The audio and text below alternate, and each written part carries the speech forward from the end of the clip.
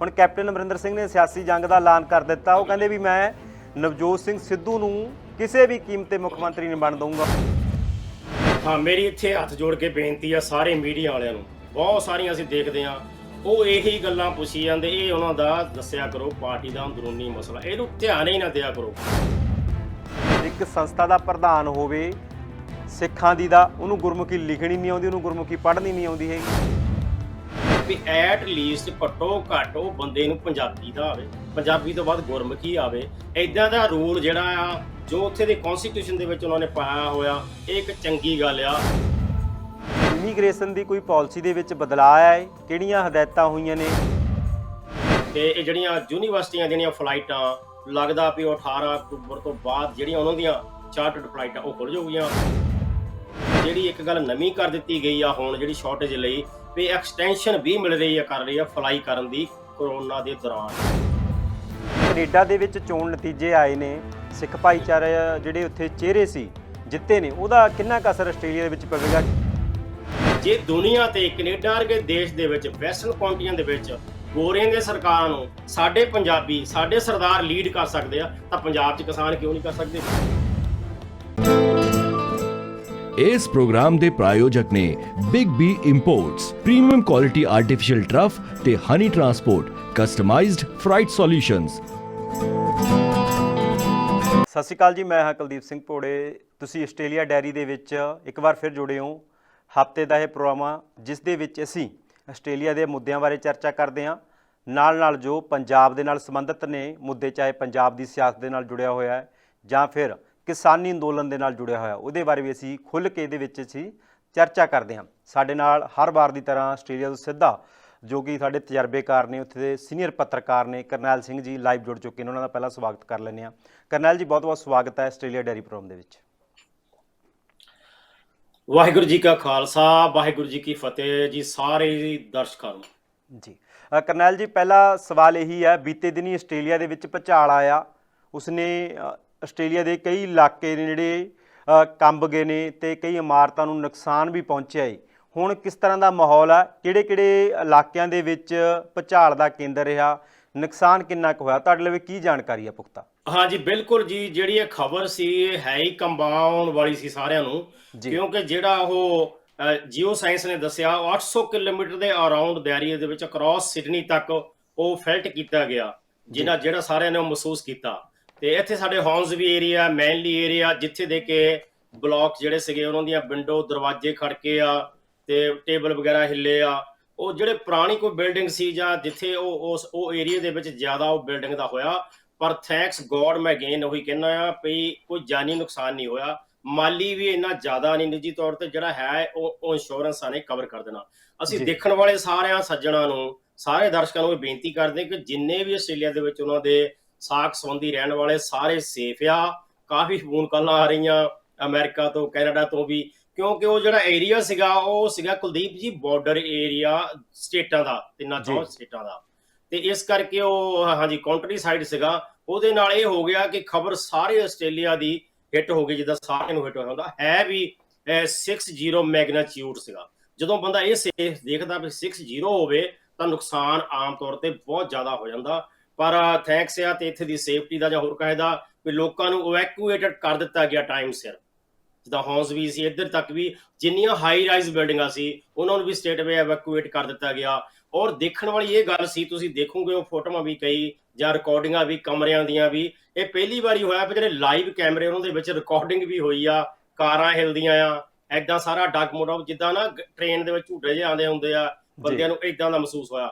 ਪਰ ਅਸੀਂ ਅਰਦਾਸ ਕਰਦੇ ਹਾਂ ਸਾਰਿਆਂ ਦੇ ਸੁਰੱਖਿਅਤ ਦੇ ਭਲੇ। ਕਰਨੈਲ ਜੀ, ਇਸ ਤੋਂ ਇਲਾਵਾ ਇਮੀਗ੍ਰੇਸ਼ਨ ਦੀ ਕੋਈ ਪਾਲਿਸੀ ਦੇ ਵਿੱਚ ਬਦਲਾਅ ਹੈ? ਕਿਹੜੀਆਂ ਹਦਾਇਤਾਂ ਹੋਈਆਂ ਨੇ ਜਾਂ ਕੋਈ ਨਵੀਂ ਅਪਡੇਟ ਆ? ਕੀ ਅਪਡੇਟ ਆ ਤੁਹਾਡੇ ਕੋਲ? ਇਹ ਵੀ ਖਬਰ ਸਾਹਮਣੇ ਆਈ ਸੀ ਕਿ ਇਮੀਗ੍ਰੇਸ਼ਨ ਦੇ ਵਿੱਚ ਕੋਈ ਨਵੀਂ ਅਪਡੇਟ ਹੋਈ ਆ, ਜੋ ਵਰਕ ਪਰਮਿਟ ਤੇ ਉੱਥੇ ਆਸਟ੍ਰੇਲੀਆ ਦੇ ਵਿੱਚ ਕੰਮ ਕਰਦੇ ਨੇ, ਬਾਹਰਲੇ ਮੁਲਕਾਂ ਤੋਂ, ਵੱਖ-ਵੱਖ ਮੁਲਕਾਂ ਤੋਂ ਜਾਂਦੇ ਨੇ ਜਿਹੜੇ ਲੋਕ। ਹਾਂਜੀ, ਇਹਦੇ ਬਾਰੇ ਇਮੀਗ੍ਰੇਸ਼ਨ ਮਿਨਿਸਟਰ ਦੀ ਇੰਟਰਵਿਊ ਕਿਤੇ ਚੱਲ ਰਹੀ ਸੀਗੀ, ਉਹ ਵੀ ਦੇਖੀ ਆ, ਪਰ ਹੱਲੇ ਉਹ ਪੂਰਾ ਜਿੱਦਾਂ ਕਿ ਹਾਰਡ ਡਿਸੀਜਨ ਲੈਣ ਵਾਸਤੇ ਉਹ ਟਾਈਮ ਮੰਗ ਰਹੇ ਆ।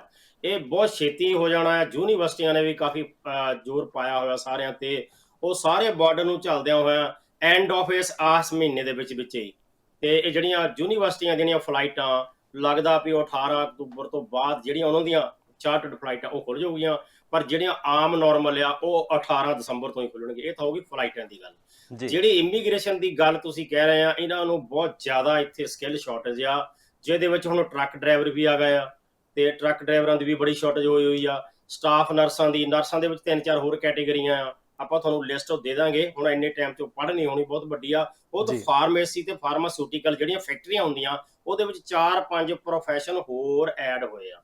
ਸੋ ਜਿਹੜੇ ਸੱਜਣ ਅਪਲਾਈ ਕਰਨਾ ਚਾਹੁੰਦੇ ਹੁਣ ਜੌਬ ਲਈ, ਉਹ ਕਿਤੇ ਵੀ ਆ ਸਕਦੇ ਆ, ਉੱਥੋਂ ਬੈਠੇ ਹੀ ਜੌਬ ਅਪਲਾਈ ਕਰ ਸਕਦੇ ਆ। ਐਵਰੀ ਟਾਈਮ ਉਹ ਅਪਡੇਟ ਹੁੰਦੀਆਂ ਰਹਿਣਗੀਆਂ। ਤੇ ਉਹਦੇ ਵਿੱਚ ਜਿਹੜੀ ਇੱਕ ਗੱਲ ਨਵੀਂ ਕਰ ਦਿੱਤੀ ਗਈ ਆ ਹੁਣ, ਜਿਹੜੀ ਸ਼ਾਰਟੇਜ ਲਈ ਵੀ ਐਕਸਟੈਂਸ਼ਨ ਵੀ ਮਿਲ ਰਹੀ ਆ, ਕਰ ਰਹੀ ਆ ਫਲਾਈ ਕਰਨ ਦੀ ਕੋਰੋਨਾ ਦੇ ਦੌਰਾਨ। ਪਰ ਜੀ ਬੇਨਤੀ ਸਾਰਿਆਂ ਨੂੰ ਇਹੀ ਆ ਵੀ ਜਿਹੜਾ ਵੈਕਸੀਨ ਹੈ ਉਹ ਜ਼ਰੂਰ ਲਵਾ ਕੇ ਰੱਖੋ। ਇਹ ਹੁਣ ਪਾਸਪੋਰਟ ਦੇ ਨਾਲ 2 ਵੈਕਸੀਨ ਲੱਗੇ ਹੋਣੇ ਜ਼ਰੂਰੀ ਹੋਊਗਾ ਕਿਤੇ ਵੀ ਅਪਲਾਈ ਕਰਨਾ। ਇਸ ਤੋਂ ਇਲਾਵਾ ਆਸਟ੍ਰੇਲੀਆ ਦੇ ਵਿੱਚ ਕਿੰਨਾ ਕੁ ਹੁਣ ਜਿਹੜਾ ਫਰਕ ਪਿਆ ਹੈ ਕਰੋਨਾ ਦੇ, ਕਿੰਨੇ ਅੰਕੜੇ ਆ ਰਹੇ ਨੇ? ਕੁਝ ਲੋਕ ਉੱਥੇ ਵਿਰੋਧ ਵੀ ਕਰ ਰਹੇ ਸੀ ਲੋਕਡਾਊਨ ਦਾ, ਉਹਨਾਂ ਦੀ ਗੱਲ ਸੁਣੀ ਗਈ ਆ ਜਾਂ ਫਿਰ ਉਸੇ ਤਰ੍ਹਾਂ ਲੋਕਡਾਊਨ ਜਾਰੀ ਹੈ? ਹਾਂਜੀ, ਇਹ ਬਹੁਤ ਜਿਹੜਾ ਹੌਟ ਟੌਪਿਕ ਚੱਲ ਰਿਹਾ ਮੈਲਬੌਰਨ ਦੇ ਵਿੱਚ। ਉੱਥੇ ਦੀ ਜਿਹੜੇ ਟਰੇਡੀ ਹੁੰਦੇ, ਸਾਡੇ ਟਰੇਡੀ ਕਹਿੰਦੇ, ਜਿਹੜੇ ਸਕਿੱਲ ਬੰਦੇ ਆ, ਵਰਕ ਜਿਹੜੇ ਟਰੇਡ ਕੰਮ ਕਰਦੇ ਆ, ਜਿਹੜੇ ਕੰਸਟਰਕਸ਼ਨ ਦੇ ਵਿੱਚ ਕੰਮ ਕਰਦੇ ਆ, ਵੱਡੀਆਂ ਬਿਲਡਿੰਗਾਂ ਬਣਾਉਣ ਦੇ ਵਿੱਚ ਕੰਮ ਕਰਦੇ ਆ, ਉਹਦੇ ਜਿਹੜੇ ਸਟਾਫ ਰੂਮ ਸੀਗੇ, ਉਹਦੇ ਵਿੱਚੋਂ ਇਹ ਵੈਕਸੀਨ ਸਪਰੈਡ, ਜਿਹੜੀ ਇਹ ਬਿਮਾਰੀ ਸਪਰੈਡ ਹੁੰਦੀ, ਉਹਨਾਂ ਨੂੰ ਕਿਹਾ ਵੀ ਤੁਸੀਂ ਵੈਕਸੀਨ ਜ਼ਰੂਰ ਲਵਾਓ। ਉਹਨਾਂ ਨੇ 2 ਵੀਕ ਦੇ ਲਈ ਪਾਬੰਦੀ ਲਾਤੀ। ਤੇ ਉਹ ਉੱਥੇ ਇਹ ਕਿਹਾ ਗਿਆ ਗਵਰਨਮੈਂਟ ਵੱਲੋਂ ਜਾਂ ਪੇਪਰਾਂ ਵੱਲੋਂ, ਮੀਡੀਆ ਵੱਲੋਂ, ਵੀ ਇਹ ਟੀ ਰੂਮ ਜਿਹੜੇ ਵਿੱਚ ਉੱਥੋਂ ਇਹ ਸਪਰੈਡ ਹੁੰਦੀ ਆ। ਜਦੋਂ ਉਹਨਾਂ ਦਾ ਸਮੋਕੋ ਟਾਈਮ, ਇੱਥੇ ਕਹਿ ਦਿੰਦੇ ਆ ਇੱਕ ਸਮੋਕੋ ਟਾਈਮ, ਤੁਹਾਡੇ ਨਵਾਂ ਅੱਖਰ ਸਕਈਆਂ ਨਹੀਂ ਹੋਣਾ, ਜਦੋਂ ਬ੍ਰੇਕ ਹੁੰਦੀ ਆ, ਟੀ ਬ੍ਰੇਕ ਹੁੰਦੀ ਆ, ਉਹਦੇ ਵਿੱਚ ਹੁੰਦਾ। ਉਹ ਇੰਨਾ ਉਹਨਾਂ ਨੇ ਗੁੱਸਾ ਕੀਤਾ। ਇਹ ਹੈਗੀ ਆ ਆਜ਼ਾਦੀ ਇੱਕ ਆਮ ਸਿਟੀਜ਼ਨ ਦੀ, ਜਿਹਦੇ ਵਿੱਚ ਕਿ ਪੁਲਿਸ ਜਾਂ ਉਹਨਾਂ ਨੇ ਮੋਟਰਵੇ, ਤੁਸੀਂ ਦੇਖਦੇ ਹੋਣੇ 3-4 ਦਿਨਾਂ ਤੋਂ ਮੋਟਰ, ਜਦੋਂ ਉਹਨਾਂ ਦੀ ਟੀ ਟਾਈਮ ਹੁੰਦਾ ਸੀ, ਉਹ ਮੋਟਰਵੇ ਦੇ ਉੱਤੇ, ਹਾਈਵੇ ਦੇ ਉੱਤੇ, ਸੜਕਾਂ ਦੇ ਉੱਤੇ ਆਪਣੇ ਚਾਹ ਦੇ ਟੇਬਲ ਰੱਖ ਕੇ ਆਰਾਮ ਨਾਲ ਚਾਹ ਪੀਂਦੇ, ਤੇ ਟ੍ਰੈਫਿਕ ਸਾਰਾ ਉਹਨੂੰ ਜਾਮ ਕਰਤਾ। ਹੁਣ ਦੇਖ ਲਓ ਤੁਸੀਂ ਕਿਸਾਨੀ ਦੀ ਗੱਲ, ਉਹ ਦੱਸਦੇ ਵੀ ਆ ਵੀ ਅਸੀਂ ਪੀਸਫੁਲ ਰਵਾਂਗੇ, ਸਾਰਾ ਕੁਝ ਕਰਾਂਗੇ। ਉੱਥੇ ਡੈਮੋਕ੍ਰੇਸੀ, ਕੋਈ ਡਿਕਟੇਟਰਸ਼ਿਪ, ਗਵਰਨਮੈਂਟ ਪਹਿਲਾਂ ਤੋਂ ਕਿੱਲਾਂ ਗੱਡ ਕੇ, ਪੋਸਟਾਂ ਲਾ ਕੇ ਵਿੱਚ ਸੜਕ ਦੇ ਵਿੱਚ ਵੱਡੇ ਬੈਰੀਅਰ ਲਾ ਕੇ ਉਹ ਬੰਦ ਕਰਦੀ ਹੈ, ਤੇ ਪਾਣੀ ਦੀਆਂ ਬੁਛਾੜਾਂ ਮਾਰਦੇ ਤੇ ਗੋਲੀ ਸਿੱਧੀ ਮਾਰਦੇ ਆ। ਇੱਥੇ ਇੱਕ ਤੁਹਾਨੂੰ ਮੈਂ ਕੱਲ ਹੋਰ ਦੱਸ ਦਿਆਂ, ਹੁਣ ਮੈਨੂੰ ਇਹ ਵੀ ਆ ਗਿਆ ਜਦ ਪਈ, ਉਹ ਇਹਨਾਂ ਨੇ ਵੀ ਟਰਾਈ ਕੀਤੀ ਉਹਨਾਂ ਨੂੰ ਪਰੇ ਕਰਨ ਦੀ। ਉਹ 7 ਘੰਟੇ ਪੁਲਿਸ ਉਹਨਾਂ ਨੂੰ ਇੱਕ ਬਿਲਡਿੰਗ ਦੇ ਉੱਤੇ, ਉਹ ਜਿਹੜੇ ਪ੍ਰੋਟੈਸਟ ਕਰਨ ਵਾਲੇ ਆ, ਦਿਖਾਵਾ ਕਰਨ ਵਾਲੇ ਆ, ਉਹ ਬੋਤਲਾਂ ਮਾਰ ਰਿਹਾ, ਪਾਣੀ ਦੀਆਂ, ਸਭ ਕੁਝ ਕਰ ਰਿਹਾ, ਜੋ ਹੁੰਦਾ ਹੀ ਆ ਗੁੱਸੇ ਦੇ ਵਿੱਚ, ਆਪਣਾ ਗੁੱਸਾ ਕੱਢਦੇ ਪਏ ਆ। ਤੁਸੀਂ ਦੇਖਿਆ ਜਾਵੇ ਤਾਂ ਰੋਜ਼ ਕਰਦੇ ਆ ਹੁਣ। ਤੇ ਉਹ ਕਿਉਂਕਿ ਉਹਨਾਂ ਨੇ ਹੁਣ 2 ਵੀਕ ਲਈ ਬੰਦ ਕਰ ਦਿੱਤਾ ਸੀ। ਇਹ ਇੰਡਸਟਰੀ ਇੱਥੇ ਦੀ ਬਹੁਤ ਹੀ, ਜਿਹੜਾ ਕਿ ਆਸਟ੍ਰੇਲੀਆ ਦੀ ਬੈਕਬੋਨ ਆ, ਸਭ ਤੋਂ ਜ਼ਿਆਦਾ ਇਹਦੇ ਉੱਤੇ ਡਿਪੈਂਡ ਕਰ ਦਿੱਤਾ ਸਾਰੀ ਇਕਨੋਮੀ। ਉਹ ਜਦੋਂ ਕਰਦੇ ਪਏ ਆ ਤੇ ਉਹਨਾਂ ਨੂੰ ਪੁਲਿਸ ਜਿਹੜੀ ਆ ਉਹ ਨੇੜੇ ਉੱਤਰ ਹੋ ਜਾਂਦੀ, ਉਹਨਾਂ ਕੋਲ ਸਮਝ ਨਹੀਂ ਲੱਗਦੀ ਕਿ ਉਹਨਾਂ ਨੂੰ ਕਿੱਦਾਂ ਧੱਕਿਆ ਜਾਵੇ ਵੀ ਕਿਸੇ ਦੇ ਵੀ ਹਿਊਮਨ ਰਾਈਟਸ ਦੀ, ਕਿਸੇ ਦੇ ਹੱਕ ਦੀ ਕੋਈ ਧੱਕਾ ਨਾ ਹੋ ਜਾਵੇ। ਫਿਰ ਉਹਨਾਂ ਨੇ ਪਲਾਸਟਿਕ ਦੀਆਂ ਜਿਹੜੀਆਂ ਗੋਲੀਆਂ ਚਲਾ ਕੇ, ਪਲਾਸਟਿਕ ਬੁਲਟ ਪਹਿਲਾਂ ਮਾਰੀਆਂ। ਸੋ ਇਹ ਉੱਥੇ ਦੀ ਪੁਲਿਸ ਨੂੰ ਵੀ, ਬਾਹਰ ਵਾਲੇ ਦੇਸ਼ਾਂ ਦੀ ਪੁਲਿਸ ਨੂੰ, ਇਹ ਡੈਮੋਕ੍ਰੇਸੀ ਉਹ ਵੀ ਕਹਾਉਂਦੇ ਆ, ਕਹਿੰਦੇ ਅਸੀਂ ਬਹੁਤ ਵੱਡੀ ਦੁਨੀਆ ਦੀ ਡੈਮੋਕ੍ਰੇਸੀ ਆ। ਉਹ ਤਾਂ ਸਿੱਧੀ ਗੋਲੀ ਮਾਰ ਦਿੰਦੇ ਬੰਦੇ ਦੇ ਵਿੱਚ ਜਾਂ ਹੋਰ ਕਿਤੇ। ਸੋ ਇਹ ਡਾਂਗ ਵੀ ਸਿੱਧੀ ਸਿਰ 'ਚ ਮਾਰਦੇ ਆ। ਇੱਥੇ ਦੇਖਣ ਵਾਲੀ ਗੱਲ ਹੈ, ਇਹ ਥੋੜਾ ਦੇਖ ਲਿਆ ਕਰਨ ਗੂਗਲ ਤੇ ਪਾ ਕੇ। ਉਹਨਾਂ ਨੇ ਉਹਨਾਂ ਨੂੰ ਡਰਾ ਕੇ ਉੱਧਰ ਨੂੰ ਨਿਸ਼ਾਨੇ ਕਰਕੇ ਤਾਂ ਉਹ ਪਰੇ ਨੂੰ ਖੰਦੇੜਦੇ ਆ ਰੋਜ਼। ਇਹ ਇੱਕ ਬਹੁਤ ਟਰਬਲ ਕ੍ਰੀਏਟ ਹੋਈ ਆ। ਤੇ ਜਿਹੜਾ ਵੈਕਸੀਨ ਦਾ ਤੁਸੀਂ ਦੱਸ ਰਹੇ ਆ, ਉਹ 54 ਡਬਲ ਡੋਜ਼ ਲੱਗ ਚੁੱਕੀ ਆ ਤੇ 83 ਸਿੰਗਲ ਡੋਜ਼ ਲੱਗ ਗਈ ਹੈ। ਗੁੱਡ ਗੱਲ ਆ, ਲੋਕੀ ਕਾਫੀ ਅੱਗੇ ਆ ਰਹੇ ਆ। ਜਿਹੜੇ ਪ੍ਰੋਟੈਸਟ ਕਰਨ ਵਾਲੇ ਆ, ਵਿਖਾਵਾਕਾਰੀ, ਉਹ ਕਹਿੰਦੇ ਆ ਵੀ ਸਾਡੀ ਬੋਡੀ ਆ, ਤੁਸੀਂ ਕੌਣ ਹੁੰਦੇ ਸਾਨੂੰ ਕਹਿੰਦੇ ਵੀ ਵੈਕਸੀਨ ਲਵਾਓ ਜਾਂ ਨਾ ਲਵਾਓ, ਅਸੀਂ ਨਹੀਂ ਲਾਉਣਾ। ਸੋ ਗੱਲ ਇਦਾਂ ਦੀ ਆ ਰਹੀ ਆ, ਜਦੋਂ ਸ਼ਾਪਿੰਗ ਸੈਂਟਰ ਵੀ ਖੁੱਲਣੇ ਆ ਜਾਂ ਹੋਰ ਵੀ ਖੁੱਲਣੇ ਆ, ਉੱਥੇ ਇਦਾਂ ਦੀਆਂ ਇੱਕ ਮਸ਼ੀਨਾਂ ਲੱਗਣੀਆਂ, ਜਿੱਦਾਂ ਜਾਪਾਨ 'ਚ ਵੀ ਲੱਗ ਗਈਆਂ, ਆਸਟ੍ਰੇਲੀਆ 'ਚ ਵੀ। ਸ਼ਾਪਿੰਗ ਸੈਂਟਰ 'ਚ ਵੀ ਉਹੀ ਐਂਟਰ ਹੋਊਗਾ ਜਿਹਦੇ 2 ਡੋਜ਼ ਲੱਗੀਆਂ ਹੋਣਗੀਆਂ। ਉਹਦੇ ਫੋਨ ਦੇ ਵਿੱਚ ਉਹ ਸਕੈਨ ਹੋਊਗਾ, ਉਹਦੇ ਵਿੱਚ ਐਪ ਹੋਊਗੀ। ਉਸ ਅਨੁਸਾਰ ਅੱਗੋਂ ਇਹ ਯੁੱਗ ਚੱਲਣਾ ਜੀ, ਇਹ ਜ਼ਰੂਰੀ ਆ ਜੀ। ਇਸ ਤੋਂ ਇਲਾਵਾ ਕਰਨੈਲ ਜੀ, ਸੰਯੁਕਤ ਕਿਸਾਨ ਮੋਰਚੇ ਨੇ 27 ਸਤੰਬਰ ਦਾ ਐਲਾਨ ਕੀਤਾ ਗਿਆ, ਉਸ ਬਾਰੇ ਕੀ ਹੁਣ ਇੱਥੇ ਜਥੇਬੰਦੀਆਂ ਨੇ ਫੈਸਲਾ ਲਿਆ, ਜੋ ਕਿ ਸਿੱਖ ਜਥੇਬੰਦੀਆਂ ਨੇ ਜਾਂ ਫਿਰ ਸਮਾਜਿਕ ਜਥੇਬੰਦੀਆਂ ਨੇ ਆਸਟ੍ਰੇਲੀਆ ਦੀਆਂ, ਕੀ ਸਪੋਰਟ ਕਰ ਰਹੀਆਂ ਨੇ ਜੋ ਭਾਰਤ ਬੰਦ ਦਾ ਸੱਦਾ ਸੰਯੁਕਤ ਕਿਸਾਨ ਮੋਰਚੇ ਨੇ ਦਿੱਤਾ ਹੈ? ਹਾਂਜੀ, ਦੇਖੋ, ਜਦੋਂ ਅਸੀਂ ਦੇਖਦੇ ਹਾਂ ਬਾਹਰੋਂ ਬੈਠੇ, ਕੈਨੇਡਾ ਤੋਂ ਵੀ ਮੈਂ ਦੇਖ ਲਿਆ ਜਾਂ ਇੱਥੋਂ ਸਾਡੀ ਵਾਲੀ ਸਥਿਤੀ ਆ, ਇੱਥੇ ਦੀਆਂ ਬਹੁਤ ਸਾਰੀਆਂ ਜਥੇਬੰਦੀਆਂ ਨਾਲ ਗੱਲ ਹੁੰਦੀ ਆ।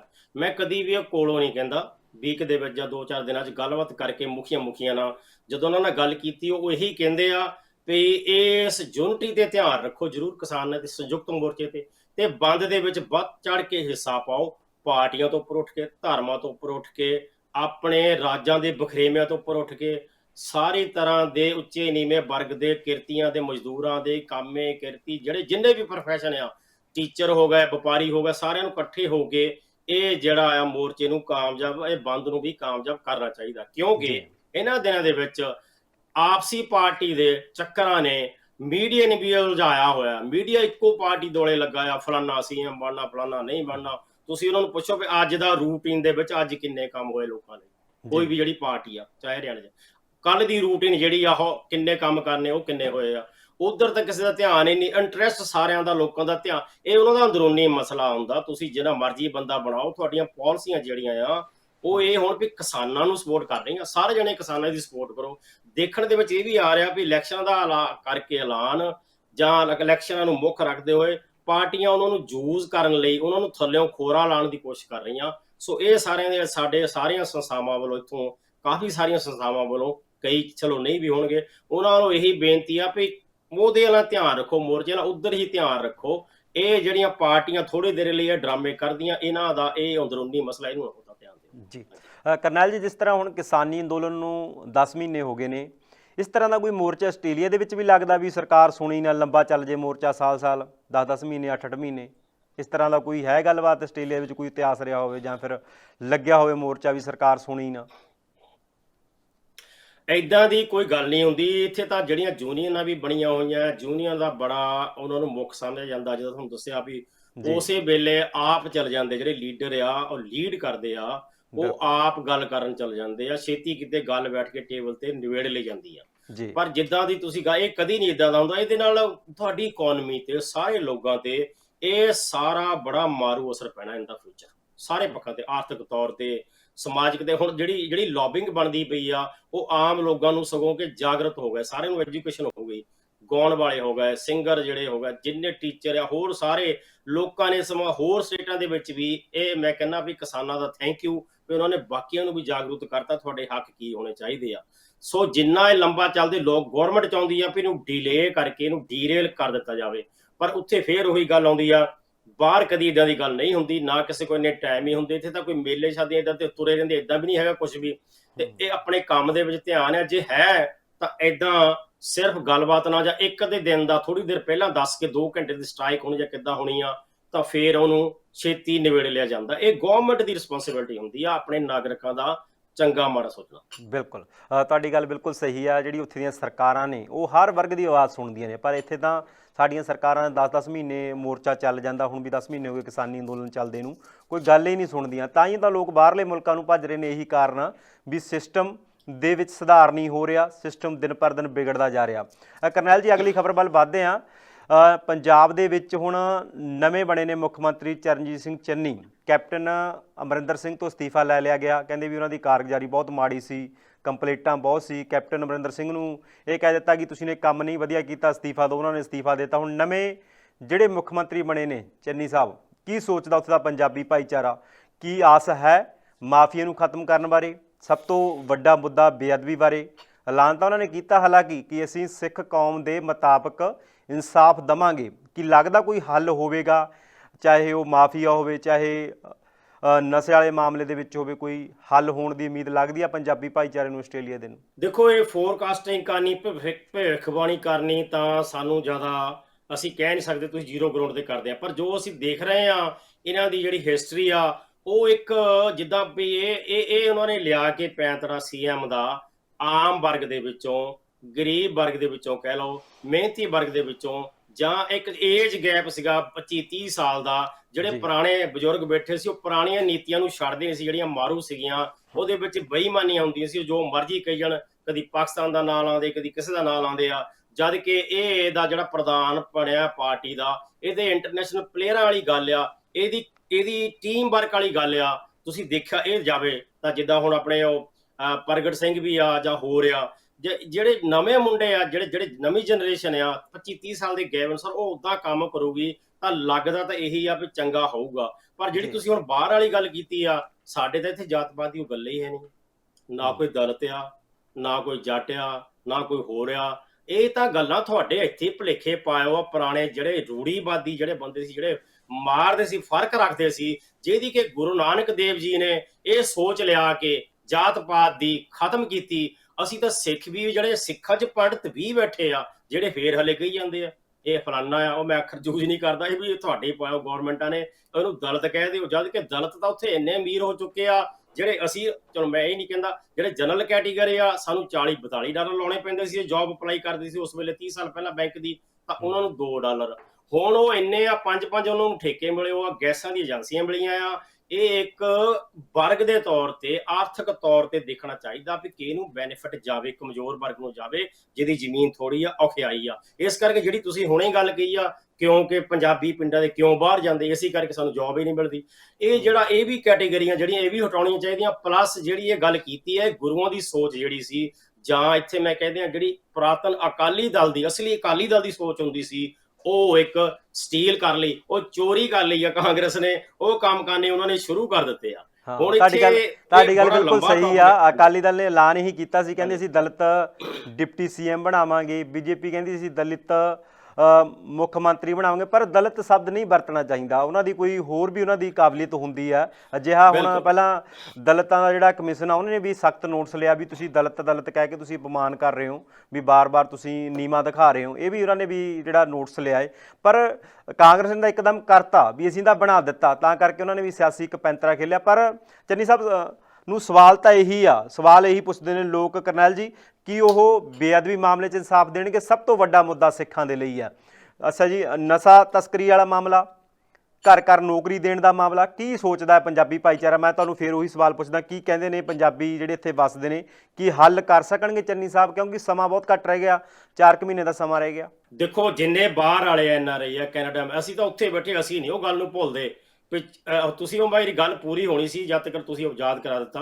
ਹੁਣ ਗੱਲ ਮੈਂ ਤਾਂ ਉਹੀ ਕਰਨ ਲੱਗਾ ਵੀ ਉਹਨਾਂ ਨੇ ਇਹ ਲਿਆ ਕੇ, ਉਹਨਾਂ ਨੇ ਤਾਂ ਹਲੇ ਕਰਨੇ ਸੀਗੇ ਵੀ ਪਰਿਵਾਰਵਾਦ ਜਿਹੜਾ ਆ, ਉਹ ਅਕਾਲੀ ਦਲ ਜਿਹੜਾ ਪਰਿਵਾਰ ਦਾ ਇੱਕ ਪੰਜਾਬੀ ਪਾਰਟੀ ਬਣ ਚੁੱਕੀ ਹੋ। ਸੌਰੀ ਟੂ ਸੇ, ਮੈਂ ਇਹ ਨਹੀਂ, ਉਹ ਪਾਰਟੀ ਚੰਗੀ, ਅਕਾਲੀ ਦਲ ਚੰਗਾ ਹੈ। ਇੱਕ ਦੇਖੋ, ਅਕਾਲੀ ਦਲ ਚੰਗਾ ਸੀ, ਕੁਰਬਾਨੀਆਂ ਸੀ, ਪਰ ਹੁਣ ਇੱਕ ਪਰਿਵਾਰ ਦੀ ਪੰਜਾਬੀ ਪਾਰਟੀ ਆ। ਠੀਕ ਆ, ਉਹਨਾਂ ਨੇ ਕਿਹਾ ਅਸੀਂ ਲਿਆਵਾਂਗੇ, ਇਹਨਾਂ ਨੇ ਲਿਆ ਕੇ ਉਹਨਾਂ ਦੀਆਂ ਸਾਰੀਆਂ ਐਪਸ ਜਿਹੜੀਆਂ ਫੋਨ ਦੀ ਡਿਲੀਟ ਕਰਕੇ ਆਉ ਮਾਰੀਆਂ। ਠੀਕ ਹੈ ਨਾ, ਡਿਲੀਟ ਕਰ ਦਿੱਤੀਆਂ।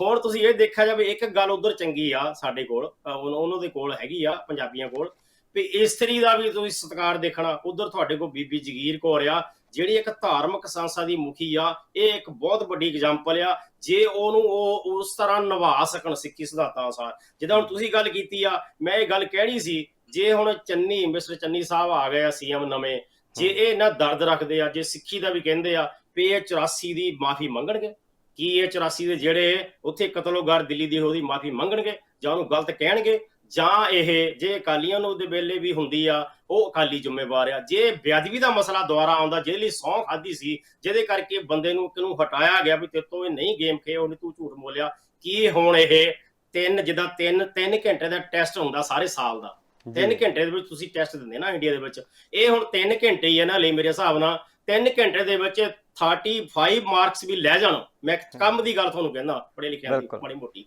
ਇਹ ਸੋਚੋ ਤਾਂ ਲੋਕਾਂ ਨੇ ਇਹਨਾਂ ਨੂੰ ਚੰਗੇ ਸਮਝਣ ਲੱਗ ਪੈਣਾ। ਬਹੁਤੇ ਨਾ ਸਹੀ 3-4 ਕੰਮ ਕਰਕੇ ਦਿਖਾ ਦੇਣ। ਬੇਅਦਬੀ ਵਾਲਾ ਸਾਨੂੰ ਬਹੁਤ ਜ਼ਰੂਰੀ, ਬਾਹਰ ਵਾਲਿਆਂ ਨੂੰ ਸਾਡੀਆਂ ਦੁੱਖ ਦੀਆਂ ਰਗਾਂ ਦੇ ਵਿੱਚ ਜਿਹੜਾ ਇਹਨਾਂ ਨੇ ਉਹ ਜਦੋਂ ਅਟੈਕ ਵੀ ਸੀਗਾ, ਜੋ ਇੱਕ ਸਹੁੰ ਖਾਧੀ ਸੀ ਇਹਨਾਂ ਨੇ ਲੋਕਾਂ ਨੇ ਜੋ ਕੀਤਾ, ਥੈਂਕਸ ਫॉर ਲੋਕਾਂ ਦਾ, ਅਸੀਂ ਧੰਨਵਾਦ ਕਰਦੇ ਪੰਜਾਬ ਦਿਆਂ ਦਾ।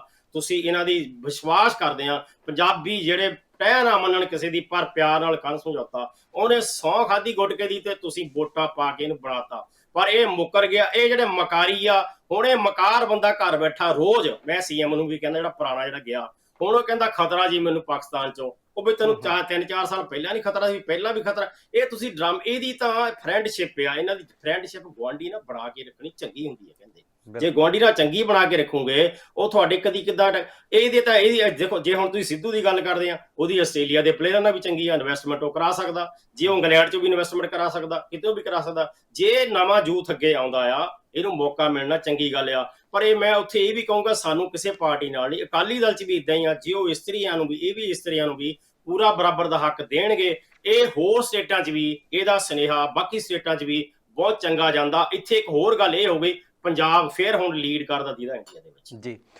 ਪਰ ਜੋ ਹਾਈ ਕਮਾਨ ਚਾਹੁੰਦੀ ਸੀ ਕਿ ਚੰਨੀ ਵਾਲਾ ਪੈਂਤਰਾ ਖੇਡ ਕੇ ਅਸੀਂ ਜਿਹੜਾ ਸਿਆਸੀ ਘਮਾਸਾਨ ਸੀ ਪਾਰਟੀ ਦੇ ਵਿੱਚ, ਉਸ ਨੂੰ ਅਸੀਂ ਖਤਮ ਕਰ ਦਾਂਗੇ, ਪਰ ਉਹਦਾ ਖਤਮ ਹੋ ਹੀ ਨਹੀਂ ਹੈਗਾ। ਹੁਣ ਕੈਪਟਨ ਅਮਰਿੰਦਰ ਸਿੰਘ ਨੇ ਸਿਆਸੀ ਜੰਗ ਦਾ ਐਲਾਨ ਕਰ ਦਿੱਤਾ। ਉਹ ਕਹਿੰਦੇ ਵੀ ਮੈਂ ਨਵਜੋਤ ਸਿੰਘ ਸਿੱਧੂ ਨੂੰ ਕਿਸੇ ਵੀ ਕੀਮਤ ਤੇ ਮੁੱਖ ਮੰਤਰੀ ਨਹੀਂ ਬਣ ਦਊਂਗਾ, ਉਹਨਾਂ ਦੇ ਖਿਲਾਫ ਤਕੜਾ ਉਮੀਦਵਾਰ ਖੜਾ ਕਰੂੰਗਾ, ਕੈਪਟਨ ਸਾਹਿਬ ਨੇ ਐਲਾਨ ਕਰਤਾ ਕੱਲ।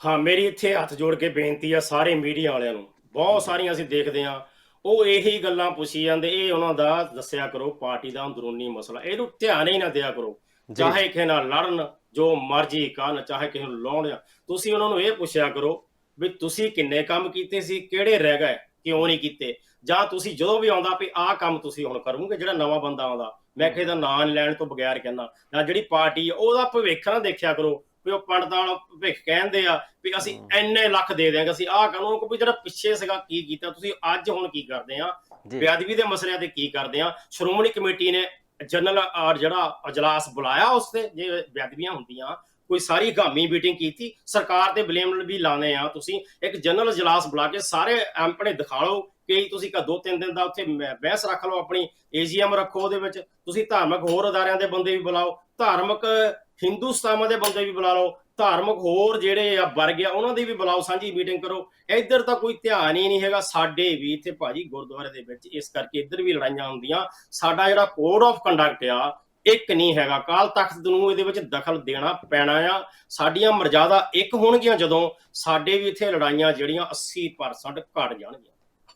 ਜੀ, ਇਸ ਤੋਂ ਇਲਾਵਾ ਤੁਸੀਂ ਨੇ ਦੇਖਿਆ ਹੋਣਾ ਇੱਕ ਇਹ ਵੀ ਖਬਰ ਨਿਕਲ ਕੇ ਸਾਹਮਣੇ ਆਈ ਹੈ, ਜੋ ਦਿੱਲੀ ਸਿੱਖ ਗੁਰਦੁਆਰਾ ਮੈਨੇਜਮੈਂਟ ਕਮੇਟੀ ਦੇ ਪ੍ਰਧਾਨ ਨੇ ਮਨਜਿੰਦਰ ਸਿੰਘ ਸਿਰਸਾ, ਖੁਦ ਉਹ ਗੁਰਮੁਖੀ ਦੇ ਪੇਪਰ 'ਚੋਂ ਫੇਲ ਹੋਏ ਨੇ।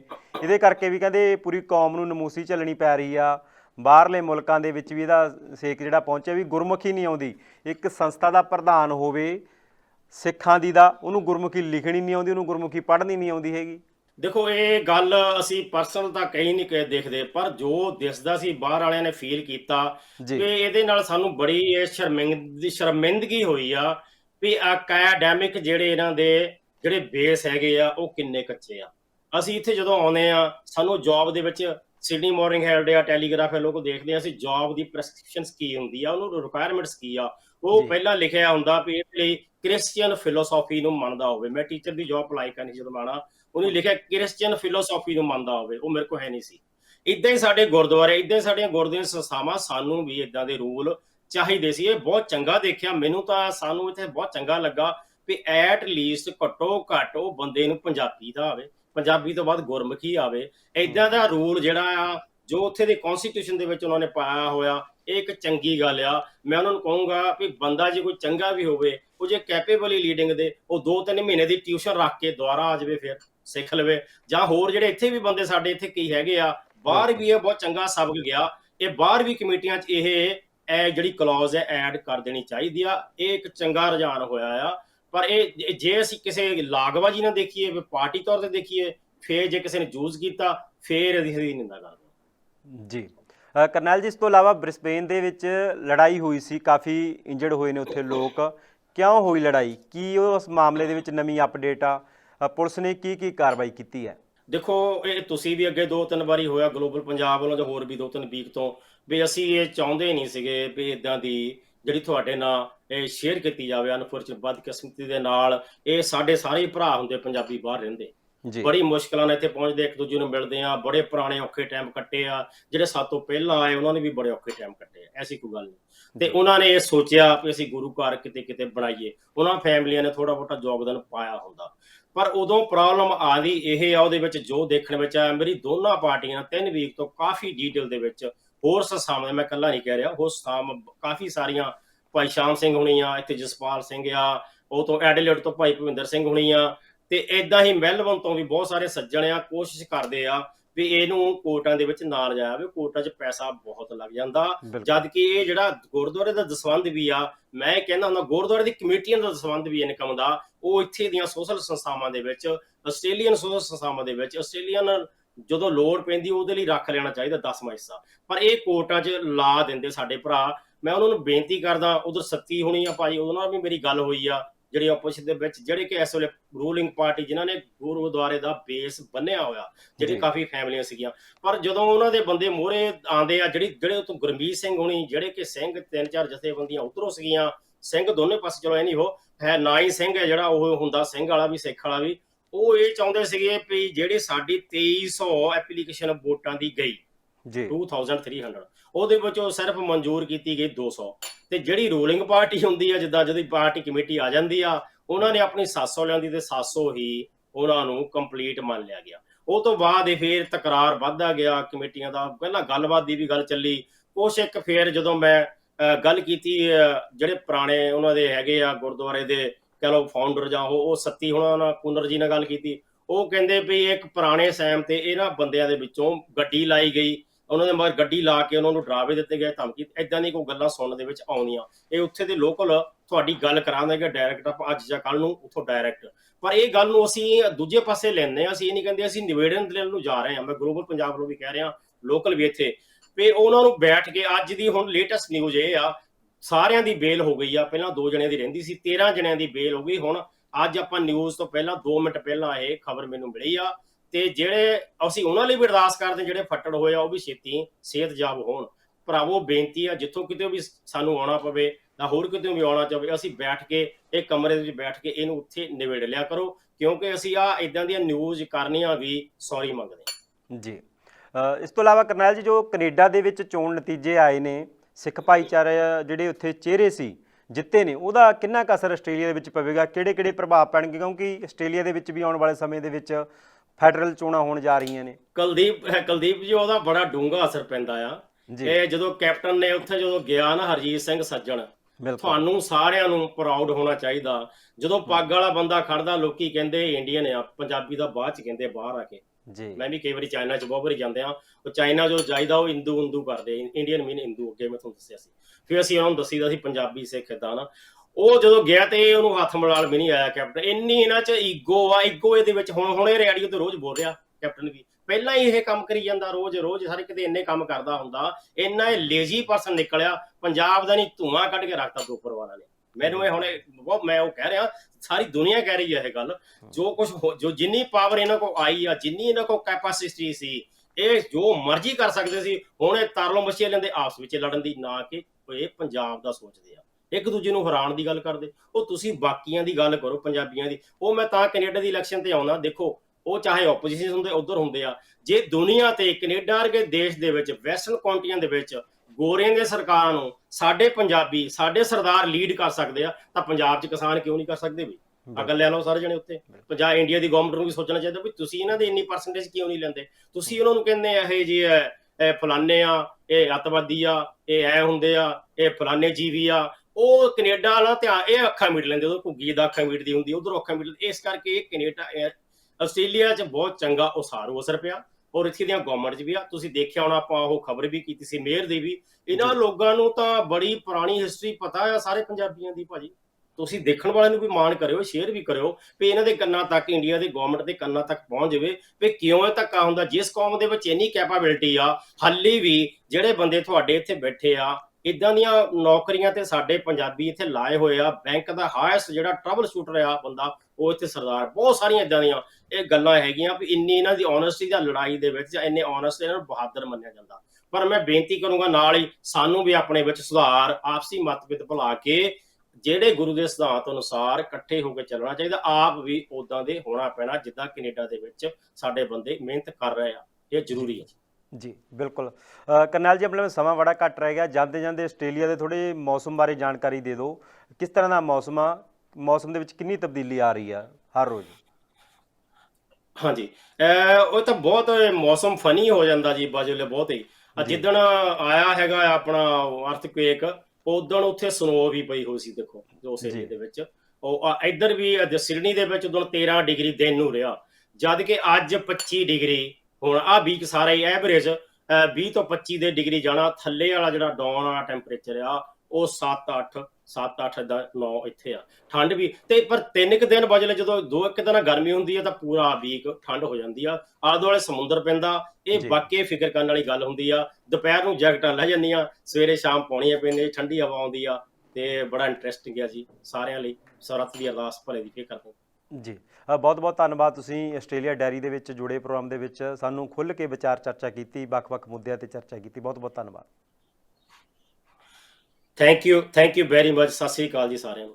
ਇਹ ਸਨ ਕਰਨੈਲ ਸਿੰਘ, ਜੋ ਕਿ ਆਸਟ੍ਰੇਲੀਆ ਤੋਂ ਸਾਡੇ ਨਾਲ ਸਿੱਧਾ ਲਾਈਵ ਜੁੜਦੇ ਨੇ, ਵੱਖ-ਵੱਖ ਮੁੱਦਿਆਂ ਤੇ ਵਿਚਾਰ ਚਰਚਾ ਕਰਦੇ ਨੇ। ਇਸ ਵਾਰ ਵੀ ਉਹਨਾਂ ਨੇ ਇੱਕ ਕਿਸਾਨਾਂ ਲਈ ਚੰਗੀ ਖਬਰ ਦੱਸੀ ਆ, ਜੋ ਕਿ ਸੰਯੁਕਤ ਕਿਸਾਨ ਮੋਰਚੇ ਨੇ ਐਲਾਨ ਕੀਤਾ ਹੈ ਕਿ 27 ਸਤੰਬਰ ਨੂੰ ਜਿਹੜਾ ਭਾਰਤ ਬੰਦ ਹੋਵੇਗਾ, ਉਸ ਦੇ ਲਈ ਜਿਹੜੀਆਂ ਉੱਥੇ ਦੀਆਂ ਸਿੱਖ ਸੰਸਥਾਵਾਂ ਨੇ, ਸਿੱਖ ਜਥੇਬੰਦੀਆਂ ਨੇ ਜਾਂ ਫਿਰ ਉੱਥੇ ਸਮਾਜਿਕ ਸੁਸਾਇਟੀਆਂ ਨੇ, ਉਹਨਾਂ ਨੇ ਐਲਾਨ ਕੀਤਾ ਹੈ, ਫੈਸਲਾ ਲਿਆ ਹੈ ਕਿ ਉਹ ਖੁੱਲ੍ਹ ਕੇ ਸਮਰਥਨ ਕਰਦੇ ਨੇ 27 ਸਤੰਬਰ ਭਾਰਤ ਬੰਦ ਦੇ ਕਿਸਾਨਾਂ ਦੇ ਸੱਦੇ ਦਾ। ਨਾਲ ਦੀ ਨਾਲ ਉਹਨਾਂ ਨੇ ਅਪੀਲ ਕੀਤੀ ਆ ਕਿ ਵੱਧ ਤੋਂ ਵੱਧ ਜਿਹੜੇ ਲੋਕ ਨੇ, ਹਰ ਵਰਗ ਦੇ ਨਾਲ ਜੁੜੇ ਹੋਏ ਨੇ, ਉਹ ਕਿਸਾਨਾਂ ਦਾ ਸਾਥ ਦੇਣ। ਹੁਣ ਤੁਸੀਂ ਮੈਨੂੰ ਦਿਓ ਇਜਾਜ਼ਤ, ਧੰਨਵਾਦ।